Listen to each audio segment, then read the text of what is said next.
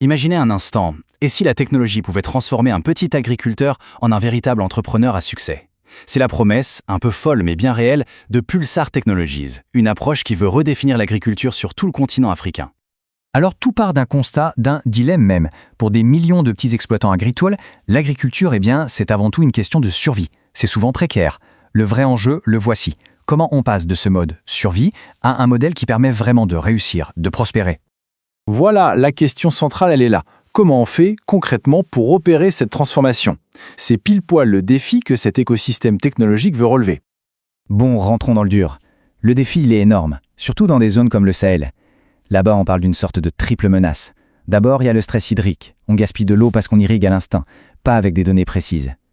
Ensuite, la dégradation des sols.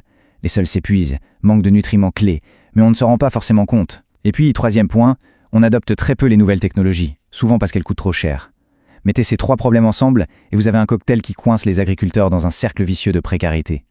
Alors, face à des problèmes aussi complexes, une solution miracle, ça n'existe pas. Il faut une vision beaucoup plus large, une approche qui englobe toute la chaîne de valeur, du champ à l'assiette si on veut. Et c'est justement là que cette nouvelle vision devient intéressante.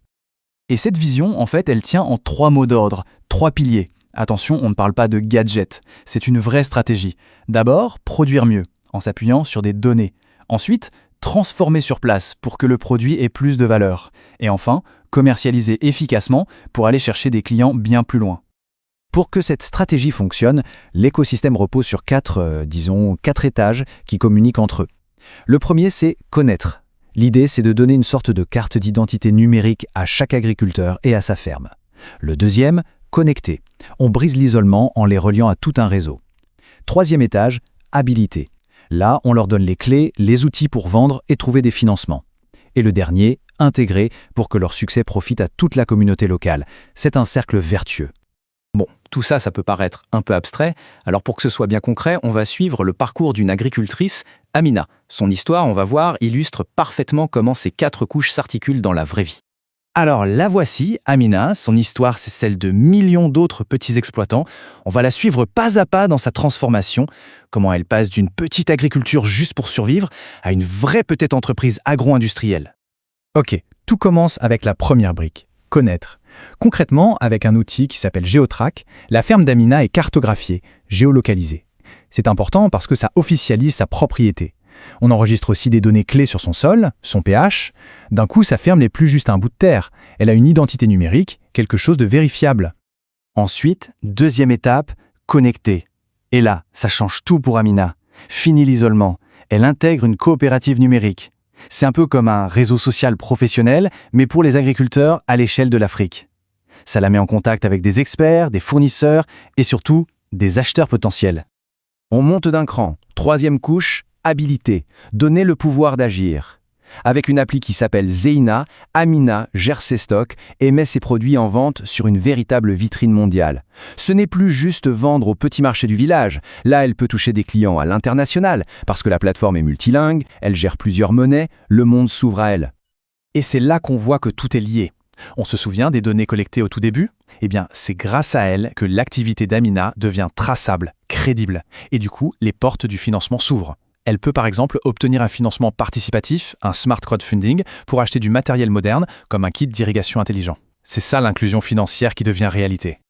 Et on arrive à la dernière étape, la dernière couche, intégrer. Maintenant qu'Amina est une vraie chef d'entreprise, elle officialise son activité.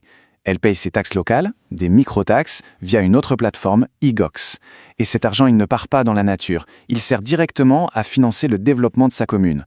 Par exemple, à construire une nouvelle route qui va relier sa ferme au reste du monde et faciliter son commerce.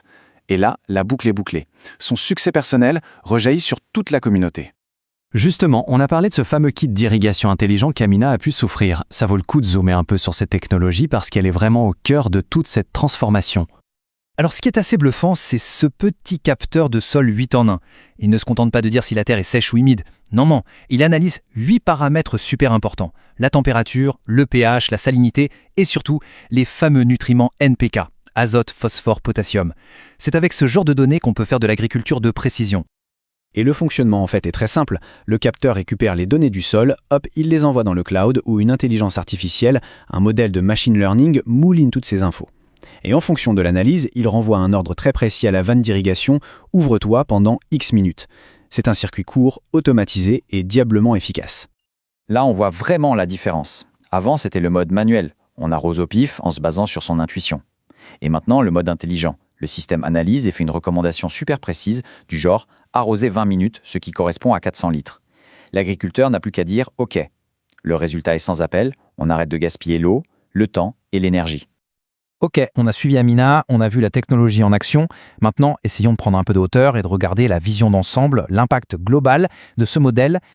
Et ce chiffre, il parle de lui-même, plus 150%. C'est l'augmentation moyenne des revenus des impôts pour les mairies qui utilisent cette plateforme eGOX. Concrètement, ça veut dire quoi? Ça veut dire plus d'argent pour les écoles, pour les routes, pour les services publics. Tout ça financé par une économie locale qui devient plus forte et qui sort de l'informel. Au final, ce qu'il faut retenir, c'est que c'est une solution qui est authentiquement africaine. Elle s'attaque au gaspillage de l'eau, elle est pensée pour être accessible et surtout ce n'est pas un truc importé. Elle a été imaginée et développée au Sénégal pour résoudre les problèmes du Sénégal. C'est une innovation qui vient du terrain, de l'intérieur. Voilà, cette phrase résume parfaitement l'esprit du projet. On a un modèle opérationnel pour une agriculture intelligente qui a été pensé par l'Afrique pour l'Afrique. C'est une réponse qui vient des défis locaux, donc elle est forcément adaptée. Le message derrière, il est hyper puissant. C'est un message d'autonomie, d'innovation. Et on termine là-dessus avec une question pour ouvrir le débat.